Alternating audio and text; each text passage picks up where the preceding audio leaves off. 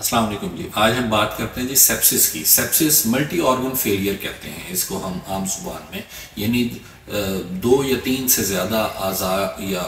Organ ہمارے involve ہو جائیں کسی انفیکشن کے اندر، تو اس کو ہم سیپسس کہتے ہیں۔ سیپسس ارلی آن سیٹ آف سیپسس اور لیٹ آن سیٹ آف سیپسس، یہ یعنی بہت چھوٹے بچے ایسے جن کو ایک دو ہفتے کے اندر اندر سیپسس ہو جائے تو اسے ارلی آن سیٹ آف سیپسس کہتے ہیں ہم، یعنی بہت جلدی سیپسس ہو گیا۔ ایسے بچے جو پیدائش کے بعد فوراً،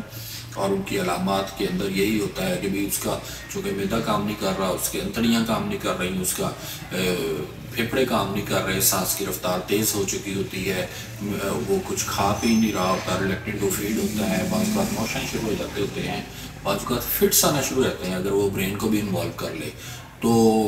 یہ سیپسس جو ہوتی ہے بڑی خطرناک بیماری ہوتی ہے۔ بچے چونکہ کھا پی نہیں رہے، یہ بغیر ڈرپس کے ٹھیک نہیں ہو پاتے، ان کے اندر بہت زیادہ اگریسو قسم کے جراثیم آ چکے ہوتے ہیں، تو اس کے لیے بڑی ہیوی اینٹی بایوٹکس، یعنی ایسی اینٹی بایوٹکس جو گرام پازیٹیو آرگنزم کو بھی کور کرے، گرام نیگیٹو کو بھی، ایناروبس کو بھی کور کرے، ٹرپل رجیم اسے ہم کہتے ہیں۔ بعض اوقات چار اینٹی بایوٹکس اکٹھی ہمیں لگانی پڑتی ہیں ایسے بچوں کو کور کرنے کے لیے۔ بعض بچے آکسیجن پہ بھی پہنچ جاتے ہوتے ہیں، بٹ یہ ہاسپٹل کے اندر پھر وہ یہ سسٹم ہوتا ہے، کلینکس کے اندر پاسبل نہیں ہوتا۔ تو ایسے بچے جن کے اندر ایسی علامات آئیں، یعنی وہ دودھ پینا بند کر دیں، یا وہ بچے مسلسل کرائی کر رہے ہیں، فٹس ہو رہے ہیں، چھوٹے بچے ہیں، تو ان کو ہم سیپسس کی لائن پہ ٹریٹ کرتے ہیں اور ان کو دیکھتے ہیں۔ اس کے ٹیسٹ اگر ہم کروائیں تو اس کے اندر سی بی سی کے اندر ٹی ایل سی بہت ریز ہوتا ہے، یہ سی آر پہ بھی پازیٹیو آ جاتا ہوتا ہے۔ تو یہ کچھ ٹیسٹ ہیں جس کو ہم دیکھ کے مد نظر رکھتے ہوئے اس کی ٹریٹمنٹ کا پلان تشکیل دیتے ہیں کہ یہ کتنی دیر میں یہ بچہ ٹھیک ہوگا۔ اس سیپسس کی آگے فردر بہت ساری کمپلیکیشنز ہوتی ہیں، یعنی اس کے اندر ہم بہت ساری بیماریاں اور بھی ہوتی ہیں جو سیپسس کی وجہ سے بچے میں ڈیولپ ہو چکی ہوتی ہیں۔ مثلا اس کا خون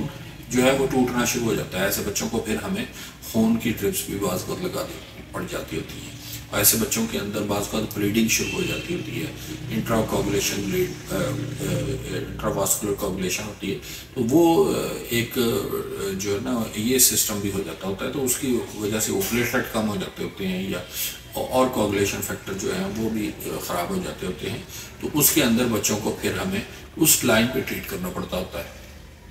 اور فٹس ہونا شروع ہو جاتے ہیں بعض اوقات، تو اس لیے پھر اس کو بھی ہم دیکھنا پڑتا ہے کہ بھی کہیں وہ یہ برین میں چلی گئی ہے، میننجائٹس بھی اس کے اندر انوالو تو نہیں ہو گیا۔ یہ بہت ساری چیزیں ہیں جس کے اندر ہمیں فردر اس کو ایویلویٹ کرنا پڑتا ہے، باقی یہ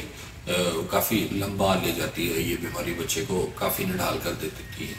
یہ انیشیل علامات تھی جو میں نے آپ کو بتانا تھا کہ بچے میں ایسی علامات آئے تو فوراً ڈاکٹر کے پاس رجوع کریں، یا تاکہ وہ ہاسپٹل میں کہیں بھی اس کا ٹریٹمنٹ کریں۔ شکریہ۔